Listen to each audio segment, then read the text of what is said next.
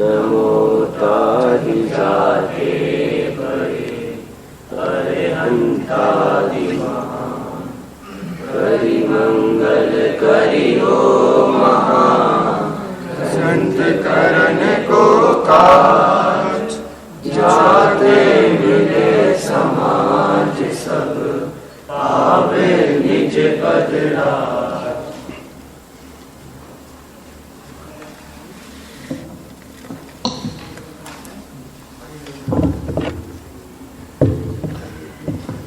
सर्वभेद जिसमें गर्भित हो,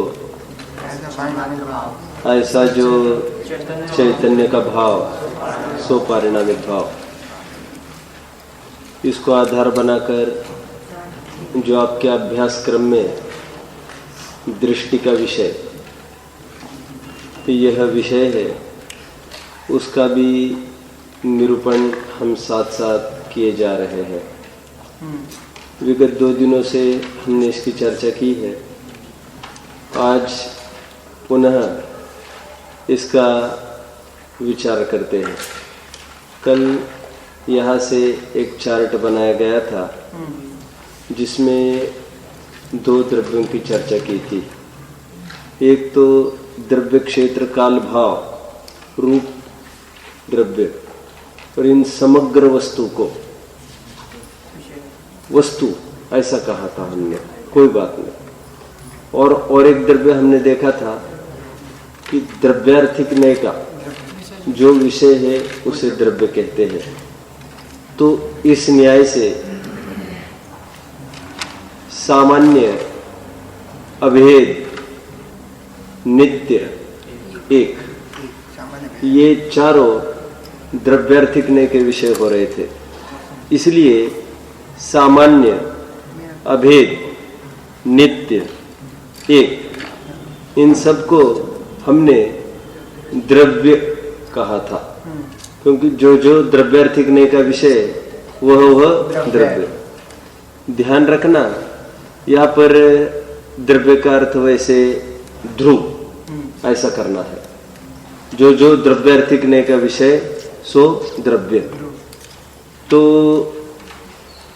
द्रव्यार्थिक नय से देखो तो वस्तु सामान्य, अभेद, नित्य, एक। अभी और एक द्रव्य रहा है, उसकी चर्चा भी थोड़ी देर में हम करते हैं। कल एक बिंदु हमने उठाया था जिसमें आकर प्रकरण रुक गया था, वैसे घन की चर्चा प्रारंभ की थी। मैंने कहा था जिस प्रकार घन लेंथ, ब्रेड्थ, हाइट, ये 3 डायमेंशनल व्यू होता है, जैसे स्फीयर, क्यूब, उसी प्रकार आत्मा को भी जो ज्ञान घन कहते हैं, तो आत्मा का भी कोई निश्चित चौड़ाई, मोटाई, लंबाई होनी चाहिए। इसी अंतर्गत चर्चा करते समय मैंने चौड़ाई कहते समय प्रदेश कहा था, फिर लंबाई कहते समय काल कहा था, और इसी संबंध में मैंने कहा था लंबाई वह काल और चौड़ाई वह क्षेत्र, प्रदेश। तो इसी को लेकर एक प्रश्न उत्पन्न होता बीच में। आप चौड़ाई को क्षेत्र कहते हो और लंबाई को काल कहते हो, और परसों तो आपने ऐसा बोला था कि पर्याय दृष्टि के विषय में ऐसी शामिल है और ऐसी शामिल नहीं है, खड़े रूप से शामिल है, आड़े रूप से शामिल नहीं है। तो परे भी तो आड़ी सिद्ध हुई, अब क्षेत्र कहाँ आड़ा सिद्ध हो गया, ये कल बात आई थी। इसी को लेकर अंत तक हमारी चर्चा चलती चली थी, उसी को फिर से उठाते हैं। मैंने कल कहा था कि गुण भी सामान्य विशेषात्मक है और पर्याय भी सामान्य विशेषात्मक है। तो जिसमें मैंने कहा था गुणों में समानता क्या है कि सभी गुण एक ही द्रव्य के आश्रय से है, एक, कोई गुण किसी अन्य गुण के आश्रय से नहीं, बात दो, और एक गुण में अनंत गुणों का रूप है। कल लिया था मैंने, चेतनता सब में घटित की थी। अस्तित्व गुण ही अस्तिमय है ऐसा नहीं है, समस्त गुण अस्तिमय है, क्योंकि अस्तित्व का रूप उनमें है, सभी गुण है। ज्ञान भी है, दर्शन भी है। ये है पना, ये अस्तित्व का रूप दिखाता है। ठीक है। और फिर मैंने कहा था गुणों का विशेषपना क्या हुआ? जो ज्ञान है वो ज्ञान ही है, दर्शन रूप नहीं हो सकता। दर्शन है वो दर्शन ही है, वो ज्ञान रूप नहीं हो सकता। उनमें अतद भाव है। क्या है? अतद भाव। तत् अभाव, उस रूप नहीं होता। ठीक है। फिर मैंने ये भी कहा था पर्यायों में भी सामान्य विशेषपना है। पर्याय में विशेषपना क्या है? जो मारीच है वो मारीच ही है, महावीर नहीं है। जो महावीर है वो महावीर ही है, मारीच नहीं है। भील की पूजा नहीं होगी, शेर की पूजा नहीं होगी। ठीक है। पूजा होगी महावीर की, इसलिए महावीर के ही मंदिर है, मारीच के मंदिर कभी नहीं हो सकते। लेकिन जब जब भी महावीर का परिचय लिखा जाता है, चरित्र लिखा जाता है, तो मारीच, शेर, भील ये सब उसमें प्रवेश कर जाएंगे। तो ये क्यों प्रवेश कर गए, फिर अन्य कोई क्यों नहीं? क्योंकि जो निगोद में सोई मुझ में सोई मोक्ष मंजा, जो पूर्व भील था वो ही महावीर है। वह पना। ठीक है। ये अखंडपना हम लेते हैं तो जो मारीच है वही महावीर है, और किसी अपेक्षा से जो मारीच है वो महावीर नहीं है। पंचास्तिकाय संग्रह में एक अच्छा प्रकरण लिया है, वहां पर ऐसी बात आई है, जो करता है वही भोगता है कि कोई अन्य भोगता है? उससे पहले थोड़ा सा ब्रेक देकर मैं कुछ पूछना चाहूंगा। कितने जनों को विषय सांगोपांग अच्छे से, पॉइंट टू पॉइंट अच्छे से पकड़ में आ रहा है? संकोच नहीं करना, नहीं आ रहा हो तो इजीली। ठीक है। कितने जनों को विषय रोचक लग रहा है? ठीक है, हाथ नीचे। आप संग कमाल करते हो, समझ में नहीं आया बोलते हो और रोचक भी है बोलते हो। आप संकोच नहीं करेंगे, समझ में नहीं आया हो तो आप पूछेंगे। कल मुझे बाद में पता चला कि थोड़ा कठिन जा रहा है, तो मेरी ये भावना है जहां पर थोड़ी भी कठिनाई हो मैं एकदम सरल करूंगा, एकदम। और वैसे दौड़ने के अपने को कुछ ऐसे अटकी नहीं है, आराम से चलते चलेंगे। क्या कुछ कह रहा था मैं अभी? जो करता है पंचास्तिकाय संग्रह में एक प्रकरण खड़ा किया, जो करता है वही भोगता है कि करता कोई और भोगता कोई है? वैसे आपको क्या लगता है? वही भोगता है। जो करता है वही भोगता है, ऐसा हमको लगता है। वहां पर अपेक्षा बताओगे? सत्यम अपेक्षा बताओगे? वहां पर ऐसा लिखा पंचास्तिकाय संग्रह में, जो करता है वही भोगता है। ये बात सत्य है द्रव्यार्थिक न्याय से। लेकिन पर्यार्थिक न्याय से देखो तो करता एक और भोगता दूसरा है। श्रेणिक ने किया और भोग रहे वो नारकी। पकड़ में आ रहे? अच्छे से पकड़ने का प्रयास करो। किया श्रेणिक ने और भोग कौन रहा है? करते समय तो कुछ भोगना नहीं हो रहा है ना। उसको शास्त्रीय भाषा में श्रीमद जी ने ऐसे लिखा, पापानुबंधी पुण्य। क्या लिखा? पापानुबंधी। अभी तो महापुण्य का उदय भोग रहा है एसी में बैठ बैठ कर, और बांध क्या रहा है? पाप। और उसकी पिटाई कब होगी? भीषण गर्मी को कब सहन करना है उसको? अभी टाइम है उसको, अभी कर रहा है, भोगेगा कब? आगे। ये समझ में आ रहा है आपको? ऐसा एक प्रकरण उठाया अमृत चंद्र देव ने। कुन स्वामी ने उठाया, मूल में टीकाकार को, उसको टीकाकार ने एनलार्ज किया है। हालांकि मैं ये नहीं कहना चाहता हूं, क्योंकि जिस समय में जीव करता है उसी समय में भोगता है। कायदे से तो आकुलता को उसी समय में भोग रहा है, लेकिन दुतरफा घाटा होता है जीव का।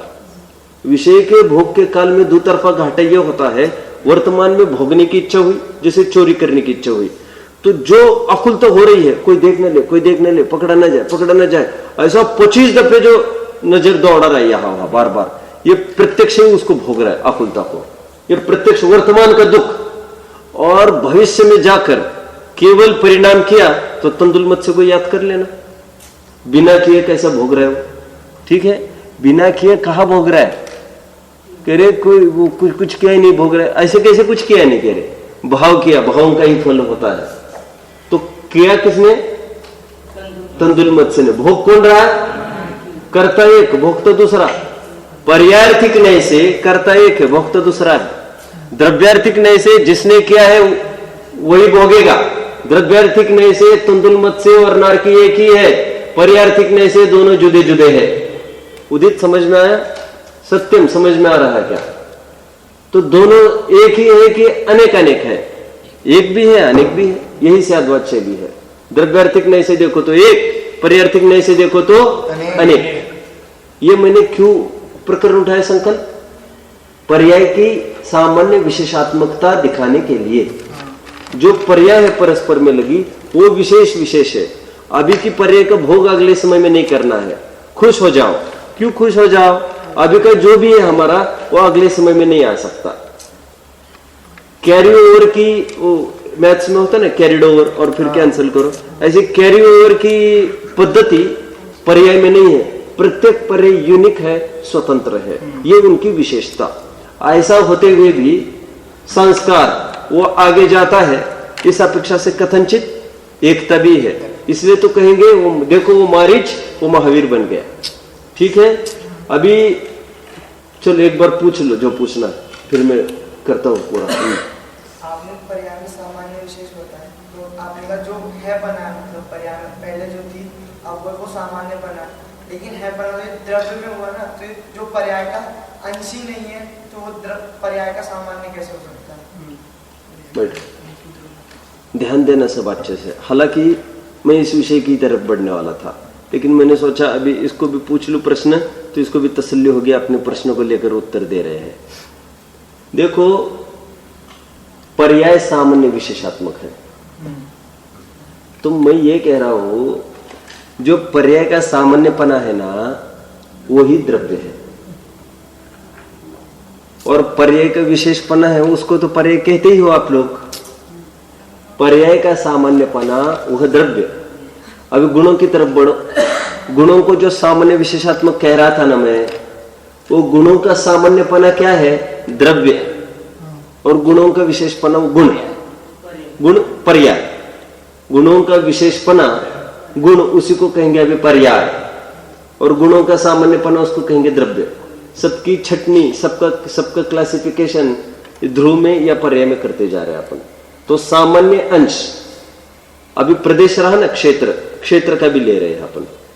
क्षेत्र का सामान्य अंश और विशेषपना, क्षेत्र में भी सामान्य विशेषात्मकपना पाया जाता है। क्या आप में से कोई बताने का प्रयास करेगा कि सामान्य विशेषात्मकपना प्रदेश में कैसे पाया जाता है?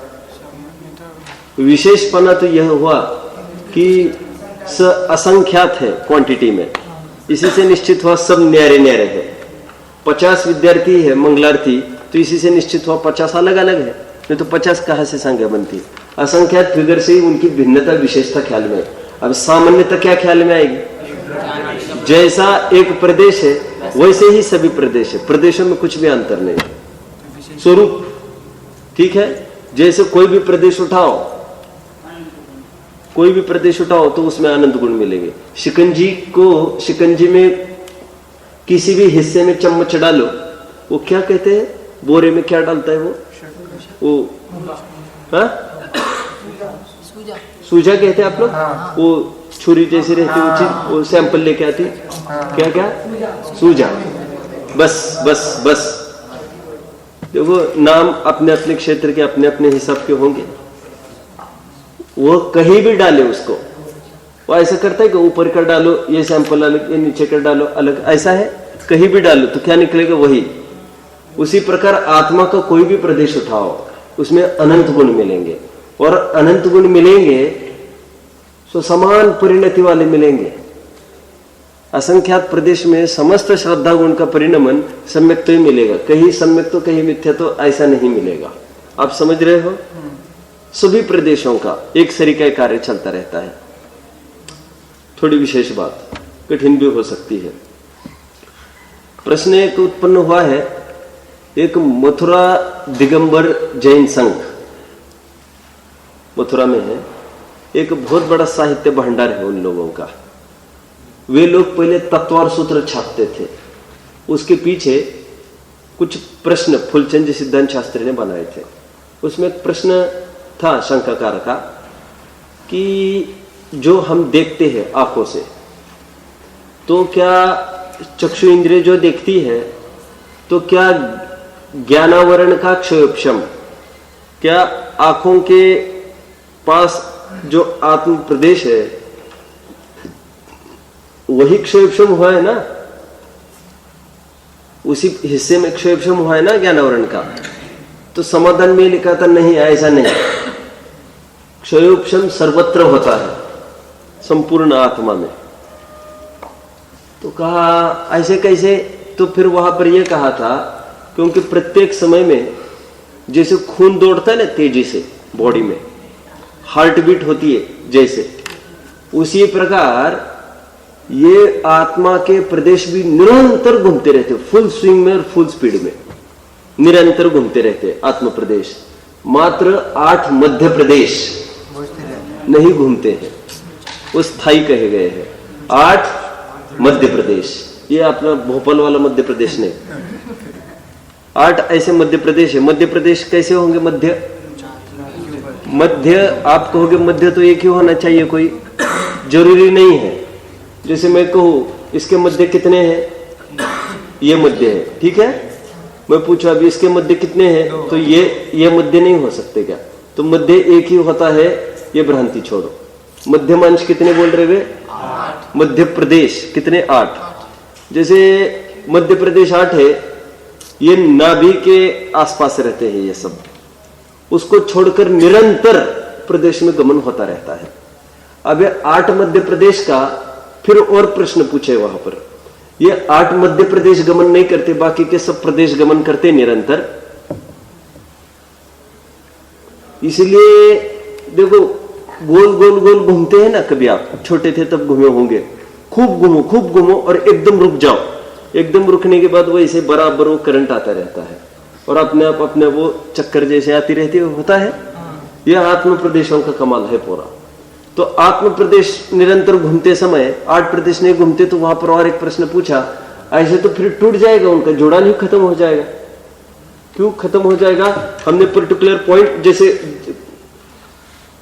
कोई चीज घुमानी है, जैसे जाता होता है ना, क्या कहते हैं, चक्की। तो चक्की घूमते समय वो बीच का जो किल है वो भी तो घूम रही है, और यदि वो स्टेशनरी रहे तो उसका कांटेक्ट टूट जाएगा, टूट ही जाएगी फिर वो, यदि घूमेगी तो। पकड़ में आ रहा है आपको? तो वहां पर कहा ऐसे नहीं, जैसे वो चक्की में वो कील रुक घूमते हुए रुकी है, ऐसे नहीं कि क्षेत्र यहां से वहां, चक्की का अन्य कोई भी हिस्सा जैसे घूमता है वैसे कील नहीं घूमती है, क्षेत्रांतर नहीं होता, लेकिन अपने अपने स्थान पर वो भी घूमती रहती है। ऐसे 8 मध्य प्रदेश से वे घूमते भी रहते हैं, इसलिए उनका कनेक्शन टूटता नहीं। लेकिन जैसे क्षेत्रांतर बाकी के प्रदेश होते वैसे उनका होता नहीं। मैं ये क्यों बोल रहा हूं? फिर उन्होंने ये कहा जो अभी आत्म प्रदेश यहां पर है, चक्षु जहां पर है ना, अंतरंग चक्षु, ये तो बहिरंग चक्षु आप देख रहे हो। आप बहिरंग मतलब सूत्र बोले, सूत्र निर्वृत्त्युपकरणे द्रव्येन्द्रियम। तो निर्वृत्ति तत्व सूत्र का सूत्र बोला मैंने यहां से, 15-16 होगा क्या? दूसरे अध्याय का होगा ऐसा ही। तो निवृत्ति और उपकरण ये मिलके द्रव्येंद्रिय होती है। तो उपकरण पे मत जाओ, आप निवृत्ति में चले जाओ अंदर। वहां पर जो आत्मा के प्रदेश है, वो आत्मा के प्रदेश में एक क्षयोपशम है, ऐसा सामने वाला का कहना था। तो कह रहे ऐसा नहीं, क्योंकि दूसरे ही सेकंड में, दूसरे ही समय में वो आत्म प्रदेश सीधे पैर के तले में चले जाएगा और फिर पैर के तल के यहां पर आ जाएगा। ऐसा निरंतर ही चल रहा है। तो वो तो ये कह रहे कि ऐसा नहीं, क्षयोपशम तो सर्वत्र है, ये उन्होंने सिद्ध करने का प्रयास किया। मैं इतना क्यों समझा रहा हूं? वैसे प्रदेशों का सामान्य विशेषात्मकपना बताना है मुझे, ठीक है। तो प्रदेश, असंख्यात प्रदेश किसी अपेक्षा से एक है और किसी अपेक्षा से अनेक है। तो जो एक पना है उसे कहेंगे द्रव्य, जो अनेक पना है उसे कहेंगे पर्याय, जो सामान्य पना है उसे कहेंगे द्रव्य, जो विशेष पना है उसे कहेंगे पर्याय। जो अभेदपना है उसे कहेंगे द्रव्य, जो भेदपना है उसे कहेंगे पर्याय। अभी ध्यान से समझना और एक बात, क्षेत्र का हम अभेद भेद रूप कहा था, वैसे कोई जरूरी नहीं है, आप काल की अपेक्षा से भी डाल सकते हो।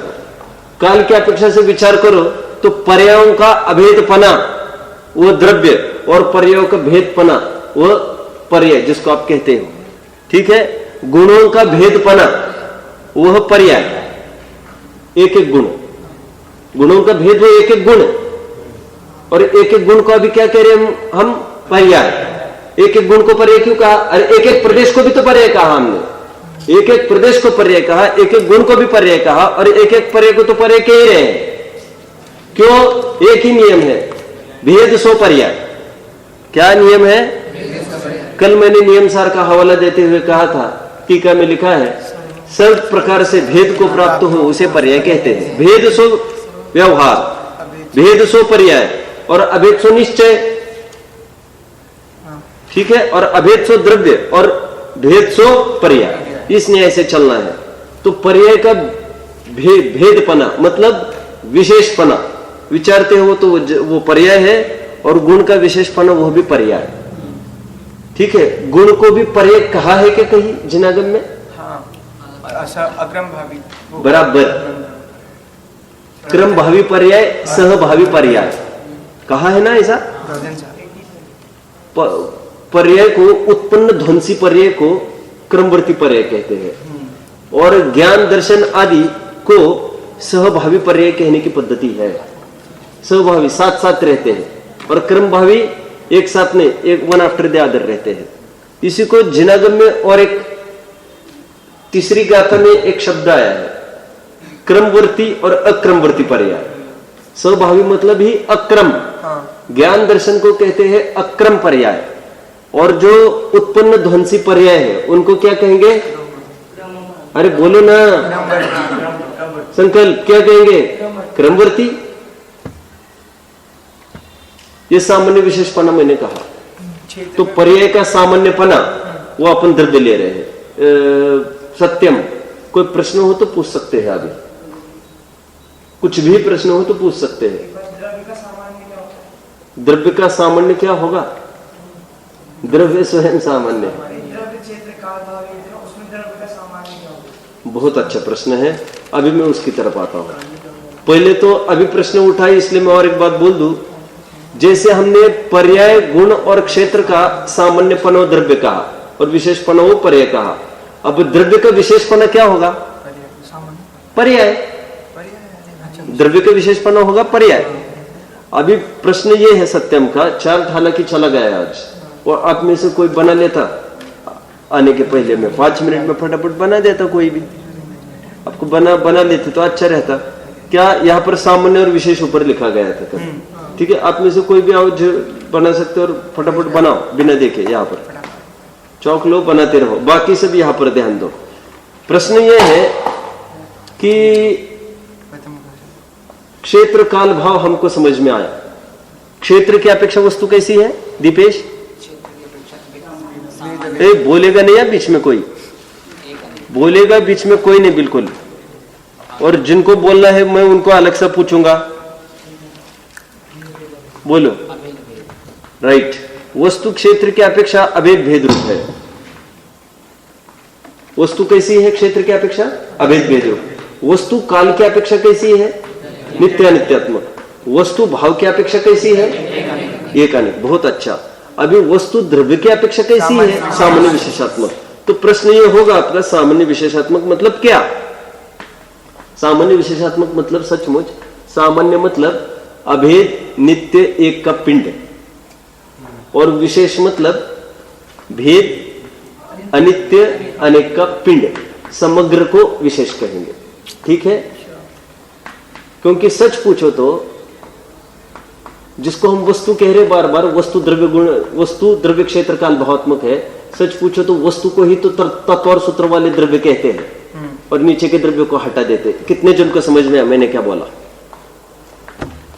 ध्यान कितने जनों का था? अब ये तकलीफ है। क्यों भाई, ध्यान क्यों नहीं आपका? कितनी महत्वपूर्ण बात कही मैंने। फिर आप पढ़ोगे वैसे समझ में आपको बिल्कुल नहीं आएगा। देखो ध्यान से सुनो अभी, अनितेश आप भी सुनो।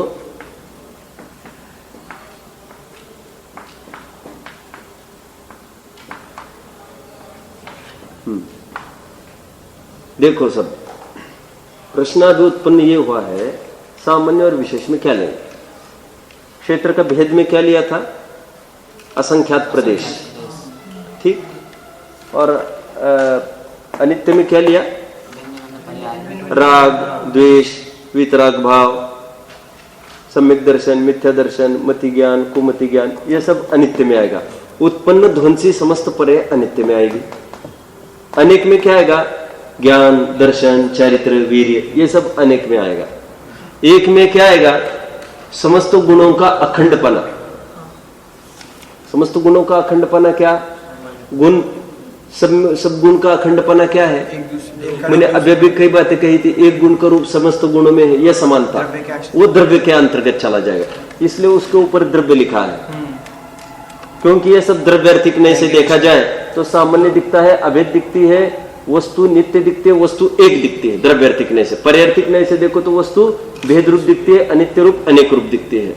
ये छह समझना है। अब सामान्य विशेष क्या चक्कर है, ये सामान्य विशेष कुछ नहीं है अलग सा, ये विशेष मतलब भेद अनित्य अनेक, ये तीनों को विशेष कहेंगे। और सामान्य मतलब अभेद नित्य एक, इन तीनों को सामान्य कहेंगे। दरअसल बात इतनी सी है, तत्वर सूत्रकार की और प्रवचन सार की टोन थोड़ी अलग है। अलग क्या है मैं बताता हूं। गुण पर्यावत द्रव्यम, ये तत्वर सूत्रकार की शैली बोलने की, कि गुण पर्याय वाला द्रव्य होता है। और प्रवचन सार वाले इतना ही कहते हैं, वस्तु द्रव्य गुण पर्यात्मक है। क्या कहा, वस्तु द्रव्य गुण पर्याय सत्यम। प्रवचन सार में ही नहीं, प्रवचन सार की 93 गाथा में ही नहीं, अत्तु खलु दव्वमयो गाथा सुनी होगी आपने, दव्व खलु पज्जाय भनिदा पेसिम, नहीं ख्याल में, 93वीं गाथा। अर्थ द्रव्यमय है, द्रव्य गुण और पर्यायमय है, और उनकी पर्याय होती है। ये आपने पढ़ा होगा परीक्षा मुख सूत्र में भी सूत्र आए, मैंने उस दिन कहा था, द्रव्य गुण पर्यावत अर्थम। दोनों सूत्रों को विचारो अभी, गुण पर्यावत द्रव्यम और द्रव्य गुण पर्यावत अर्थम। ये भारी जा रहा होगा, थोड़ा तो भारी जा रहा होगा। वैसे भारी कितने जनों को जा रहा है,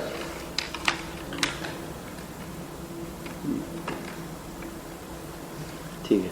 वैसे आपको सरल जा रहा है, बहुत अच्छा। इसे मैं समझा रहा हूं अभी भी। मैं इतना ही कह रहा हूं, दो विवक्षाएं जनागम में उपलब्ध है। एक तो तत्वर सूत्रकार बोले कि गुण पर्यावत द्रव्य, गुण पर्याय वाले को द्रव्य कहते हैं, ये तो सरल ही है, रोजाना पढ़ रहे हैं हम। लेकिन जो प्रवचन सार में लिखा कि द्रव्य गुण पर्याय वाला है और वस्तु द्रव्य गुण पर्याय वाली है, और परीक्षा मुख में भी एक सूत्र लिखा, द्रव्य गुण पर्यावत अर्थम। गुण पर्यावत द्रव्य में इतना तो समझते थे, द्रव्य गुण पर्यावत अर्थम ये क्या चीज है। तो ये दो विवक्षाएं जो है, तो फिर इस विवक्षा में ये तकलीफ दिखती है प्रवचन सार की और परीक्षा मुख सूत्र की। वहां पर द्रव्य मतलब क्या लेंगे, वहां पर द्रव्य मतलब लेंगे क्या, तो खरेखर अलग से कुछ नहीं है, वो वस्तु का ही एक रूप है। उनकी कथन पद्धति बस ऐसी है, घबराना नहीं, सब एक ही बात है। क्या कहा मैंने, वस्तु द्रव्य गुण पर्यात्मक कहते हैं, वहां पर द्रव्य मतलब क्या लेना फिर अलग सा, और फिर वस्तु मतलब क्या लेंगे। जैसे यहीं पर समस्या खड़ी दिख रही है हमको, द्रव्य और वस्तु अलग अलग क्या चीज है, ठीक है। तो वस्तु द्रव्यमय है, इतना ही आचार्य देव का कमिटमेंट है।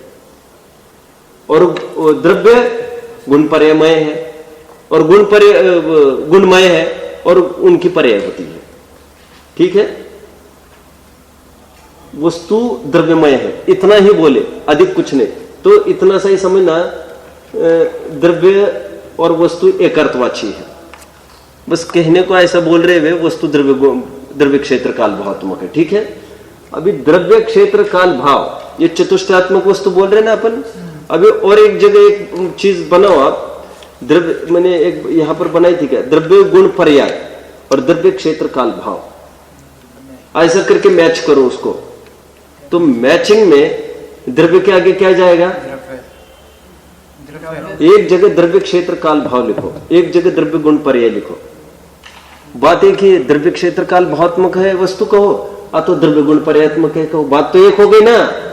तो मेरा ये प्रश्न एक कैसे हो गए, कैसे हो गए बताओ? द्रव्य के आगे क्या लगेगा? द्रव्य लगेगा, ठीक है। अब आगे का पूरा कौन करेगा?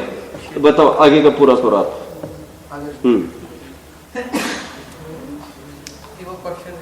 ओहो, सो सैड। बैठो, बोलो, क्वेश्चन बोलो और फिर आंसर। द्रव्य क्षेत्र काल भाव एक सी वस्तु और द्रव्य पर्याय दोनों को मैच करना है। अच्छे से बोलो। दोनों को मैच करना है। द्रव्य को पर्यायात्मक वस्तु है, एक द्रव्य क्षेत्र कालात्मक वस्तु है, दोनों को मैच करना है। कैसे क्या मैच करेंगे? बोलो। हाँ, द्रव्य मैच में द्रव्य आएगा और गुण के उसमें क्षेत्र और भाव और पर्याय में काल। समझ में आया? और काल के आगे आएगा पर्याय। तो जितना हम अभी कह रहे थे कि क्षेत्र की तरफ से देखो तो अभेद भेद रूप है, तो वहां पर क्या लेंगे? वो क्षेत्र और भाव ये दोनों किस में जाना है? गुण में। अभी एक प्रश्न खड़ा हो गया फिर से कि क्षेत्र को गुण में कैसे डाल दिया? आ गया ना प्रश्न, फिर खड़ा हो गया। क्षेत्र को गुण में कैसे डाल दिया? डाला इसलिए क्योंकि गुण भी है तिरछे और क्षेत्र भी है तिरछा। गुण भी है फैले और क्षेत्र भी है फैला। समझ में आ गया? और सभी गुण होते एट ए टाइम अक्रम रूप, और सभी प्रदेश भी होते अक्रम रूप। इसलिए जायज यही है कि प्रदेशों को गुणों में गर्भित किया जाए। और फिर गुणों को प्रदेश में क्यों गर्भित नहीं किया? गर्भित इसलिए नहीं किया क्योंकि प्रदेश को कोई इंपॉर्टेंस उतनी नहीं है। यदि आत्मा के प्रदेश असंख्यात की जगह संख्यात होते तो क्या बिगड़ता? अपना कुछ बिगड़ता? अनंत प्रदेश होता आत्मा तो क्या लाभ होता? कुछ। लेकिन अनंत गुणों में से एक भी गुण यदि घटता तो तकलीफ होती कि नहीं होती? मतलब क्षेत्र क्या है, इससे ज्यादा प्रयोजन नहीं सकता, गुणों से प्रयोजन साधता है। इसलिए प्रदेशों का अंतर्भाव गुणों में कर दिया। एक दूसरा कारण यह है कि सभी गुणों के लक्षण न्यारे न्यारे हैं, वैसे सभी प्रदेशों के लक्षण न्यारे न्यारे नहीं है, इसलिए उसको वैसे ही गौण कर दिया। दो हेतु समझ में आए? ये किसके हेतु है? ये प्रदेश को गुण में क्यों गर्भित किया? इसलिए द्रव्य क्षेत्र काल भाव में से क्षेत्र और भाव दोनों की जगह मात्र गुण कैसे लिखा अपन ने? और गुण लिखा तो क्षेत्र को ही गुण में क्यों गर्भित किया? आप समझ गए बात को? इसके दो हेतु आपको लिखने हैं। एक क्या? दोनों तिरछे हैं, दोनों आड़े हैं, दोनों फैले हैं, एक, और दोनों अक्रम है। और दूसरा हेतु क्या लिखेंगे? गुणों के जिस प्रकार न्यारे न्यारे लक्षण है, ज्ञान का लक्षण जानना, दर्शन का लक्षण देखना, ठीक है? ऐसे वीर्य का लक्षण ताकत देना, सुख का लक्षण आह्लाद। ऐसे समस्त गुणों के लक्षण न्यारे न्यारे, ऐसे प्रदेशों के लक्षण न्यारे न्यारे नहीं है, इसलिए उनको गर्भित किया इसमें, ठीक है? इसलिए क्या बात है? सेकंड पॉइंट समझ में नहीं आ रहा। सभी गुणों के लक्षण न्यारे न्यारे हैं, लेकिन सभी प्रदेशों के लक्षण न्यारे न्यारे नहीं है। दो गुणों को डिस्टिंग्विश कर सकते हैं हम, ये गुण है, ये गुण है, और उसका हेतु भी है कि ये ज्ञान गुण है क्योंकि सोपर प्रकाशी है, और ये सुख है क्योंकि आह्लाद वाला है, लक्षण है। ऐसे प्रदेशों में कुछ है क्या? अलग अलग तो है वे, लेकिन ऐसे अलग अलग लक्षण है क्या? इस प्रदेश का ये लक्षण, उस प्रदेश का ये लक्षण, कुछ अलग अलग लक्षण नहीं है दोनों के। इसलिए उसको किया गौण, प्रदेश को किया जाता है गौण, ठीक है? मुख्य तो होते द्रव्य और भाव ही मुख्य होता है। क्या मुख्य होता है? इसलिए मैंने आपको कहा था, जैसे मैं ज्ञानानंद स्वभावी आत्मा हूं, क्या क्या मुख्य हुआ? भाव और द्रव्य मुख्य किया। खारा नमक, नमक खारा होता है, क्या क्या मुख्य किया? द्रव्य और भाव। हर जगह क्षेत्र और काल को गौण किया जाता है, ठीक है? क्योंकि काल तो सबका अनादि निधन ही है, और फिर काल लेंगे तो प्रदेश भी अभी भी नहीं लेंगे। द्रव्य गुण पर्याय, इसमें भी प्रदेश कहा लिया। फिर चतुष्टयात्मक की जब चर्चा आएगी तो प्रदेश को भी खड़ा कर देंगे। आप समझ रहे हो बात को? तो एक बात तो ये हुई सामान्य विशेषात्मक वाली। इसमें कोई प्रश्न हो तो करो, नहीं तो मैं आगे बढ़ने वाला हूं। बोलो। दूसरी अपेक्षा में क्षेत्र और भाव को लिया तो उसमें क्षेत्र को गौण कर लिया, तो इसमें कारण क्षेत्र और भाव अलग अलग लिए। हाँ। भाव का दो पर ठीक है अलग अलग लक्षण होता है, पर क्षेत्र का अलग अलग नहीं अलग अक्षर नहीं होता, तो दोनों गुण क्यों करे फिर? क्षेत्र को गर्भित कर दिया भाव में, इसलिए द्रव्य गुण पर्यात्मक वस्तु इतना बोलते हैं, क्योंकि क्षेत्र ज्यादा प्रयोजनभूत नहीं है। ये भी एक हेतु लिख लो तीसरा, क्या क्षेत्र से ज्यादा प्रयोजन नहीं सकता अपना। असंख्यात प्रदेशी होकर कुछ हीनाधिक भी होते तो क्या फर्क पड़ता अपना, अपने घर में वैसे ही कोई नहीं घुसता तो अपन आनंद ही है। तो गुण में ही गर्भित क्यों किया, द्रव्य में कर देता? क्योंकि सब तिरछा फैला है और द्रव्य सर्वथा तिरछा ही नहीं है, तिरछा भी और आड़ा भी है, वो खड़ा भी है। समझ में आ गया? अब बोलो। तो ये लंबाई चौड़ाई मोटाई क्या होती है, एक प्रश्न तो है, और दूसरा ये प्रवचन सार वाली डेफिनेशन का हेतु समझ में नहीं आया। हेतु समझ में नहीं आया, कौन सी डेफिनेशन? अर्थ द्रव्य गुण पर्यात्मक है, उसका हेतु क्या है? हेतु कुछ नहीं है, बस अक्षरों को ख्याल में उन्होंने लिखा, कुछ विशेष हेतु कुछ नहीं है, कुछ नहीं है। और अपन तो ये है आचार्य ने कोई विशेष कमिटमेंट भी नहीं लिखा इसमें, और न टैली करके दिखा, उन्होंने ऐसा कहा हमने ऐसा कहा, टीकाकार ने भी कुछ नहीं बोला। तो मैं तो ये बोल रहा हूं ऐसी दो विवक्षाएं जनागम में उपलब्ध है, लेकिन ज्यादा कोई अर्थ एक ही पड़ रहा है।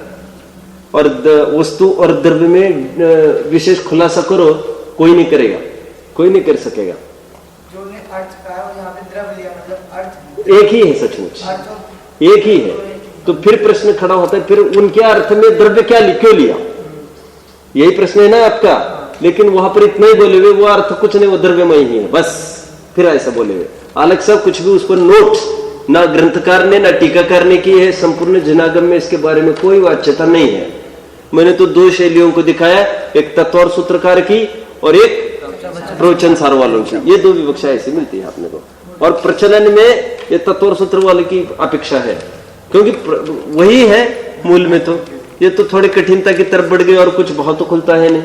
ठीक है, अभी और एक पहला प्रश्न था आपको, कौन सा था? मोटाई की तरफ बढ़ रहे हैं अभी अपन। मैंने कहा था ज्ञान आत्मा को कहते हैं ज्ञान घन। कहां पर आया ज्ञान घन? विज्ञान घन 73वीं गाथा की टीका, विज्ञान घन रूप से एक है। तो मैंने कहा था घन लंबाई मोटाई चौड़ाई में पता है। प्रदेश है ना, प्रदेश उसको कहेंगे चौड़ाई, फैले है ना चौड़ाई, प्रदेश। क्षेत्र यहां पर आगे लिख सकते हैं आप ब्रैकेट में, चौड़ाई। फिर काल में लिखेंगे आप लंबाई। काल खड़ा, खड़ा का प्रतीक है, और क्षेत्र आड़ा का प्रतीक है। खड़ा का प्रतीक क्यों होगा काल? क्योंकि नदी होती है ना, देखो सुनो, झील, बांध, तालाब, कुआं, नदी, इन पांच में और क्या है? फिर से प्रश्न पूछो। फिर से प्रश्न पूछता हूं। तालाब, कुआं, बांध, झील, नदी, इन सब में और क्या है? नदी। और क्या है संकल्प इसमें? और अरे और पना क्या है इसमें? अरे पानी बहती रहती है, बह रही है हर जगह। तालाब आदि आदि जितनी भी चीजें हैं, इसमें पानी एक जगह ही है, वो बहता पानी की बात नहीं है। और नदी बह रही है, और बहती है नदी तो कैसे बहती है? ऊपर से नीचे तक। कैसे बहती है? ऊपर से नीचे तक, स्लोप चाहिए उसको, इसलिए उसको खड़ापन का प्रतीक बताया। किसको? खड़ापन, काल को। मैंने कल एक प्रश्न वैसे यहाँ पर पूछा था इसका, हाँ। याद आ रहा है आपको? मैंने कहा था ये 3 भी है और पीछे से देखो 1 भी है। आचार्य देव ने एक उदाहरण दिया खंबे का, अपन यही खंबा समझ लो थोड़ा। प्रवचन सार की टीका में ऐसा उदाहरण दिया, कोई शांतिनाथ भगवान के काल का जीव, शांतिनाथ भगवान के काल में चले जाओ सब, और कोई खड़ा वहां पर वो एक खंबे में उत्कीर्ण तीर्थंकरों की प्रतिमाएं देख रहा है, तो उसमें शांतिनाथ भगवान तक कि ऊपर की भी देख रहा है और शांतिनाथ भगवान के नीचे की भी देख रहा है। जिस प्रकार ये युगपत सब देख रहा है समस्त पर्याय, उसी प्रकार भगवान के आगे पीछे की समस्त पर्याय एक साथ युगपत देखते। ऐसे उदाहरण दिया है। मुझे अभी उदाहरण सर्वज्ञता सिद्ध करने के लिए नहीं देना है, मुझे उदाहरण देना यह है कि ये जो काल है एक एक पर्याय उसको कहेंगे ऊर्ध्वता विशेष। ऊर्ध्वता मतलब खड़ा, ऊर्ध्व मतलब खड़ा, एक एक पर्याय वो है ऊर्ध्वता विशेष। और वो जो पर्याय का समानांश है, सामान्यता है। क्या है पर्याय का सामान्यांश? जो मारीच में था वही शेर में, वही महावीर, वही भील, ये सब वही पना जो पर्याय में आया समानांश, इसको कहेंगे ऊर्ध्वता सामान्य। ये दो अंश हो गए, ऊर्ध्वता सामान्य, ऊर्ध्वता विशेष। ऊर्ध्वता विशेष को कहेंगे उत्पन्न ध्वंसी पर्याय और ऊर्ध्वता सामान्य को कहेंगे द्रव्य। द्रव्य क्या कहेंगे? समझ में आ रहा है? समझ में आया मैंने क्या कहा? नहीं समझ में आ रहा। ऊर्ध्वता ये काल का प्रतीक है। काल मतलब पर्याय। पर्याय जिस प्रकार एक एक स्वतंत्र पर्याय है, लेकिन उन पर्यायों में कुछ समानता भी है। क्या समानता है बोलो? मति ज्ञान गया और केवल ज्ञान आया, तो विशेष क्या हुआ? विशेष तो बहुत हो गए, मति ज्ञान गए केवल ज्ञान आया, शब्दों से नक्की हो रहा है, लेकिन समानता क्या रही? ज्ञान की रही। अनंत अनादि निधन पर्याय देखो, सब ज्ञान ज्ञान ज्ञान ज्ञान ज्ञान ज्ञान, ये समानता रहेगी कि नहीं रहेगी? मैं तो ये कह रहा हूं, अभी एक ही पर्टिकुलर पर्याय देखिए आपने, ऐसे दर्शन की देखो, चारित्र की देखो, आदि की देखो, और सब में फिर समानांश। और पीछे चलो तो समानांश क्या? जो मारीच में था, समस्त पर्यायों को एक साथ करके देखो, वही वो भील में, वही शेर में, वही महावीर में। तो ये समग्र पर्याय ऊपर से नीचे तक देख रहे हैं अपन, तो सब में एक सामान्य अंश, वही वही वही वही वही वही। द्रव्यार्थिक नय से ये सभी एक है। क्या है? सब एक है। मारीच भील आदि द्रव्यार्थिक नय से एक ही है। इसलिए मैंने पंचास्तिका संग्रह का उदाहरण दिया था पहले, जो करता है वही भोगता है, द्रव्यार्थिक नय से एक ही है। तो इसको कहेंगे ऊर्ध्वता सामान्य। समझ में आया? अभी और एक शब्द दिया है इसको, वृत्ति की समग्रता। प्रवचन सार में क्या लिखा है? आपको सब नोट होना चाहिए आपके पास। मैं नोट्स आपको उतने मार्क्स दूंगा जितने आप ज्यादा पेपर भरेगा आपका। मुझे पूरी इंफॉर्मेशन चाहिए, ज्यादा से ज्यादा जितने लिखी है। क्या कहा? ऊर्ध्वता सामान्य का यह अर्थ दूसरा क्या कर रहा हूं? वृत्ति की समग्रता। और ऊर्ध्वता विशेष को क्या कह रहा हूं मैं? ऊर्ध्वता विशेष को क्या कह रहा हूं मैं? ऊर्ध्वता विशेष को कहेंगे वृत्ति का व्यतिरेक। क्या कहेंगे? वृत्ति का व्यतिरेक। उसी को काल की अखंडता और काल की खंडता, ये तो बोल ही रहे अपन जब से। क्या कहा? काल की खंडता बराबर बराबर क्या? ऊर्ध्वता विशेष बराबर वृत्ति का व्यतिरेक। व्यतिरेक मतलब एक हिस्सा, टुकड़ा, विशेषपना। विशेषपने को कहते हैं व्यतिरेक। विशेष मतलब होता है अन्यपना। तो जो प्रत्येक पर्याय है वो अन्य अन्य है। अरे सिद्धों की भी पर्याय है ना, सिद्धों की, उसको ध्रुव कहा। क्या कहा? वंदित्व सब सिद्धे ध्रुवमचल मनोमंगदिपत्ते। तो ध्रुव क्यों कहा पर्याय को? एक सरी की, same same same same same, जैसे फोटोकॉपी होती है, सेम सेम, तो सिमिलर है सब। तो उससे क्या निश्चित हुआ? क्या निश्चित हुआ? तो वही नहीं है लेकिन उसके शरीर की है। उसी प्रकार समस्त पर्यायों को देखना है। एक पर्याय दूसरी तो नहीं है लेकिन उनमें कुछ समानांश, उसको क्या कहेंगे? ऊर्ध्वता सामान्य एक। दूसरा बोलो, वृत्ति का व्यतिरेक। व्यतिरेक मतलब अन्यपना। व्यतिरेक मतलब सामान्य। सामान्य मतलब समग्रता, और विशेष लेंगे तो व्यतिरेक। और काल की खंडता अखंडता, ये भी बोल रहा हूं मैं, ठीक है? बोलो एक मिनट। उसी को और प्रवचन सार में एक शब्द आया, आयत सामान्य और आयत विशेष। आयत मतलब होता है लंबाई, आयत मतलब लंबाई, इसलिए सब काल के अर्थ में प्रयोग किया जाएगा। ये सब फैले प्रकरण है। प्रवचन सार की 99 गाथा में कुछ है? बोलो एक मिनट, अभी होने तो फिर पूछना। आयत सामान्य किसको कहेंगे? ऊर्ध्वता सामान्य सामान्य को। और ऊर्ध्वता विशेष कोई कहेंगे आयत विशेष। मतलब एक उत्पन्न ध्वंसी पर्याय, ऐसे लिखो वहां पर। इसका मतलब एक उत्पन्न ध्वंसी पर्याय। और ऊर्ध्वता सामान्य में क्या आएगा? द्रव्य, जो दृष्टि का विषय है, जिसको यहां पर क्या कहेंगे? उसको नित्य। चार्ट में क्या कहेंगे उसको? नित्य। समझ में आ रहा है सबको? बोलो भाई, एक मिनट, सब लिखने दो सबको, फिर पूछना। लिखो जिनको जो कुछ लिखना है, सबके प्रश्न तैयार रखो, फिर जिनको जो पूछना है पूछ सकेंगे। अब बोलो भाई। नहीं, जो आपने उड़ता सामान ए सब अटेंटिव है क्या? एक मिनट, सबको होने दो सबका।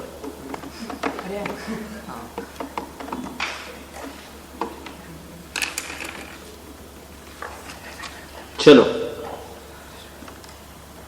जो आपने पर्याय में हाँ। उड़ता सामान और छुटा विशेष बताया, बराबर। एक द्रव्य में भी लागू हो सकता है। द्रव्य का विशेषपना ही तो गुण पर्याय है, मतलब पर्याय। गुण पर्याय मतलब पर्याय क्यों बोला मैंने अभी? क्योंकि गुण को भी तो पर्याय बोल रहे हैं अपन।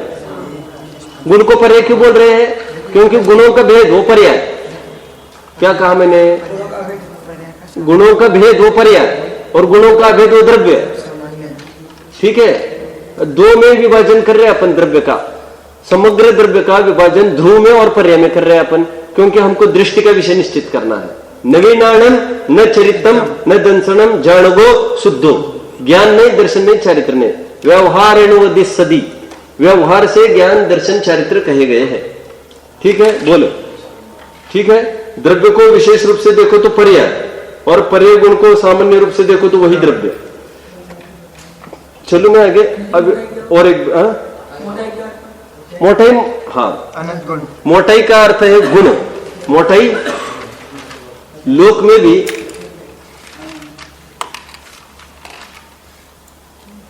में भी, मोटेपन से थोड़ी महिमा आकी जाती है।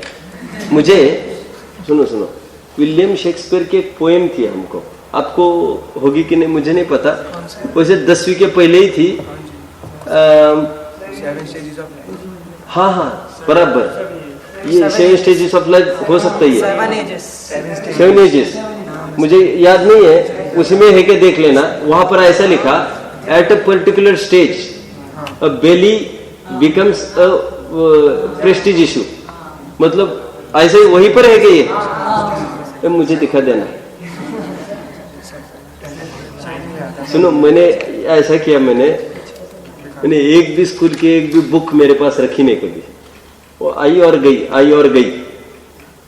मतलब वो बस वो एग्जाम हो गई, हम तो उतरे बाहर, झोंक बाहर को बाहर में। तो जितनी चैप्टर्स हमको पढ़ाए थे, मुझे आज भी याद है वर्ड टू वर्ड कैसा पढ़ाया था सर ने, किसका अर्थ क्या करते थे, कैसी नैतिकता उसमें डालते थे। तो इतनी छटपटाहट होती थी बाद में, मतलब इंजीनियरिंग करके आए तब ऐसा लगने लग गया, अरे ये सब माल चला गया। वो अपने को उन गुरुओं की याद आती जिन्होंने हमको कितना आत्मीयता से सिखाई, एक एक चीज उसमें से बहुत प्रेम और हमदर्दी से सिखाया हमको।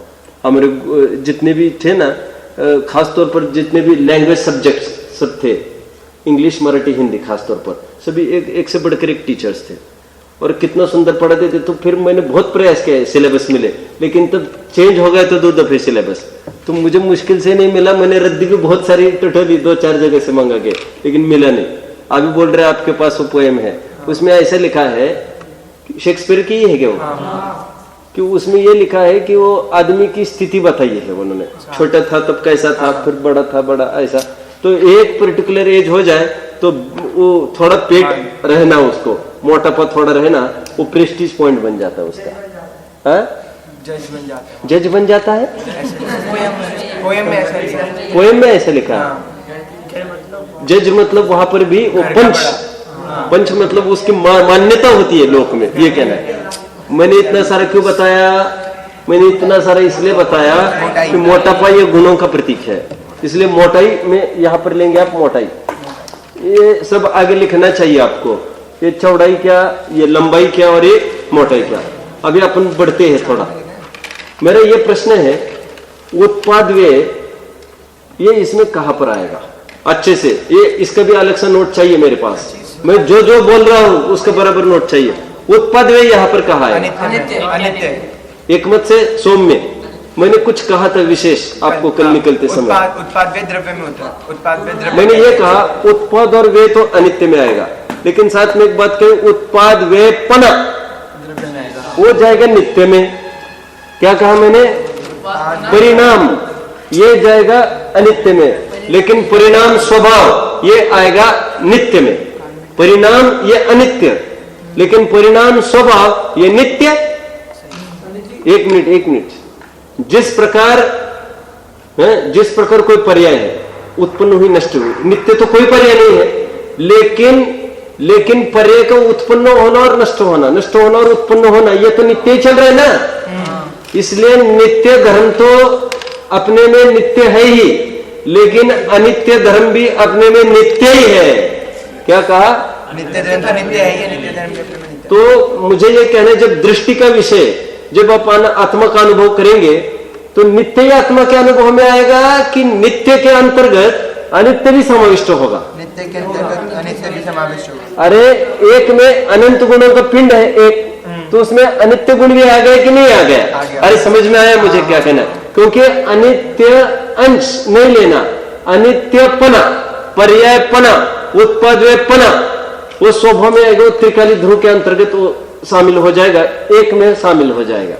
ठीक है, ये उत्पाद का बोल दिया मैंने। चलो बोलो, अभी कोई प्रश्न हो तो, कोई भी प्रश्न हो तो पूछ सकते हैं, तो फिर मैं कुछ टॉपिक इंपॉर्टेंट चर्चा करने वो करूंगा कल। बोलो, पूछो भाई। अनित्य एक में कैसे आएगा? एक में तो गुण आते हैं ना। हाँ सुनो, एक में हमने क्या लिया? शिकंजी लो पहले। शिकंजी में कितनी चीजें हैं? 10। नींबू भी है, शक्कर भी है, सब 10 चीजें हैं। कितनी? 10। अभी कोई भी हमने चम्मच उठाया, उसमें चम्मच छोड़ो, एक बूंद भी उठाई, उसमें कितनी चीजें आ गई? और शिकंजी पीते समय स्वाद कितने का ले रहे हैं? एक का। अनंत का स्वाद नहीं लेते वहां पर अपन, अनंत का लेते बैठेंगे तो काम नहीं चलेगा। एक क्या कहते हैं? शिकंजी बहुत अच्छी है। और कोई पूछा आपको, क्यों साहब आपने क्या क्या लिया सुबह से? कुछ नहीं, बस एक शिकंजी ली है, बस एक ही आइटम लिया मैंने। तो एक आइटम ही बोलेंगे कि नहीं? आप क्या बोलेंगे? नहीं, मैंने तो सुबह से 10 आइटम लिए हैं। तो उसको समग्र एक का ज्ञान कराया हमने। आज कितने आइटम हो गए थाली में? 1 2 3। तो जब अपन गिनते हैं एक ये रोटी, ये सब्जी, ये चटनी, ये 5 चीजें, तो आप कहते हैं नहीं, सब्जी में अकेले में 50 चीजें है भाई साहब, जीरा है, क्या क्या है, दुनिया का मसाला डाला है उसमें। तुमको पता है? तुम एक बोल रहे हो, तो बनाने वालों को पूछो। अब सुनो, तो अनंत गुण है, वो अनंत गुण है, ज्ञान है, दर्शन है, चारित्र वीर्य है, वो है, वैभव दिखाया। लेकिन अनुभव के काल में वो अनंत गुणों का अनंतपने अनुभव नहीं करता। वे सब एक शिकंजी का वेदन करके जैसा आनंद होता है, अनुभूति के काल में अनंत गुणों का एक के अंतर्गत समस्त गुणों का वेदन करता है। लेकिन वहां पर ये ज्ञान, ये दर्शन ऐसा विकल्प नहीं, क्योंकि भेद किया फिर अनेक में आ गया, फिर विकल्प में आ गया, अनुभव से च्युत हो गया। और ये निर्णय करेगा विकल्प में, ज्ञान दर्शन आदि ये समग्र एक है, और अनुभव के काल में यह मैं, बस वहां पर ज्यादा कुछ नहीं, अवसर ही नहीं वहां पर। ठीक है, तो भैया एक मिनट सुनो, तो आपके प्रश्न का उत्तर सुनो। तो जिस प्रकार अनंत गुण, अनंत धर्म, अनंत शक्तियां, अनंत स्वभाव एक में गर्भित है, तो मेरा प्रश्न है अनित्य धर्म भी एक में नहीं आएगा क्या? लेकिन वो अनित्य रूप नहीं रहेगा, वो अनित्य का अखंडपना रहेगा। पकड़ में आया सबको? गुणों का अखंडपना ले रहे हैं अपन जब से एक में, सत्यम खंडपना नहीं लेना है किसी का भी। क्या कहा? अरे नित्य का खंडपना वो भी अनेक में आ जाएगा। कितने जन को समझ में आया? नित्य का खंडपना अनेक में, और अनित्य अखंड रूप से एक में समाहित हो जाएगा। ऋषभ समझ में आ ही रहा होगा, आप तो टैलेंट हो। अभी कुछ प्रश्न होगा तो पूछो संकल्प। जैसे पंडित जी नित्य में अनित्य को ले लिया, नित्य में अनित्य को ले लिया, अनित्य, हाँ बराबर। नित्य में अनित्य को मतलब अनित्य धर्म भी नित्य ही है कि नहीं? बराबर, हाँ। सामान्य को सामान्य विशेष को ले सकते हैं, सामान्य को सामान्य में विशेष को ले सकते हैं, लेकिन वो विशेष रूप से गर्भित नहीं होगा उसमें। अनित्य भी वहां पर वो अनित्यपना वो घुस गए नित्य में, अनित्य अलग सा नहीं, अनित्यपना, इसलिए मैं बार बार कह रहा हूं पर्याय और पर्यायपना। पर्याय से तो दृष्टि हटानी है, लेकिन पर्यायपना ये गुण है। प्रत्येक समय में परिणमन, द्रव्य तो गुण नहीं है क्या, जिस गुण के कारण निरंतर परिणमन होता है। तो विशेष सामान्य में गर्भित होगा तो कैसे गर्भित होगा? अभी विशेष का तो समझ में नहीं आता ज्यादा, अपनी इन तीनों की चर्चा करो। तो जब भेद गर्भित होगा अभेद में, तो किस रूप होगा? अभेद रूप होगा। तो भेद रूप तो हो ही नहीं सकता, वो वस्तु ही अलग न्यारी। ठीक है, और एक बात बोलो बोलो।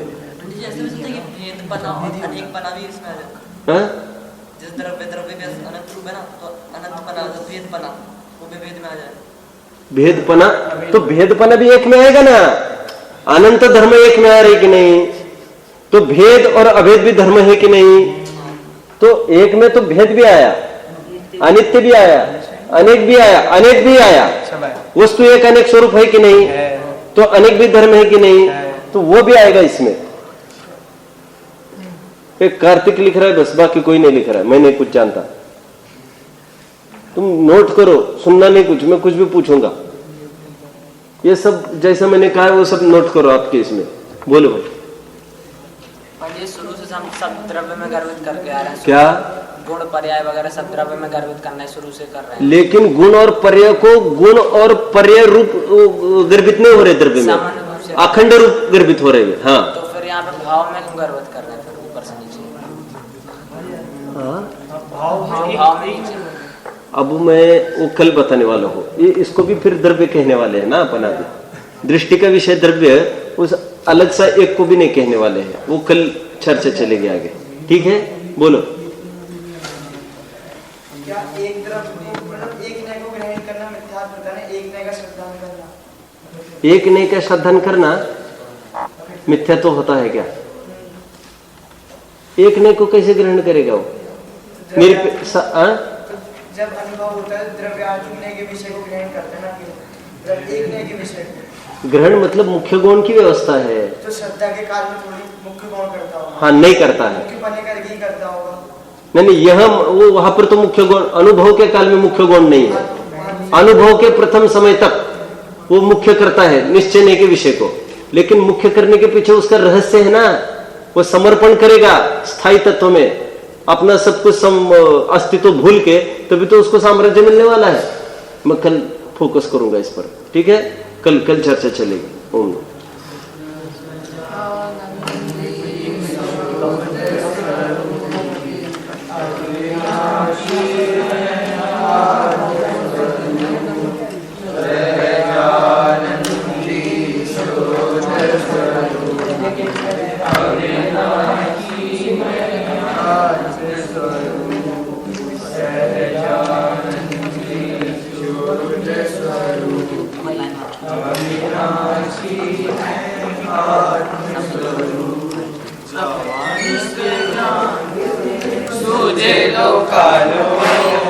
सोवाणी मस्तक नमो सदा देत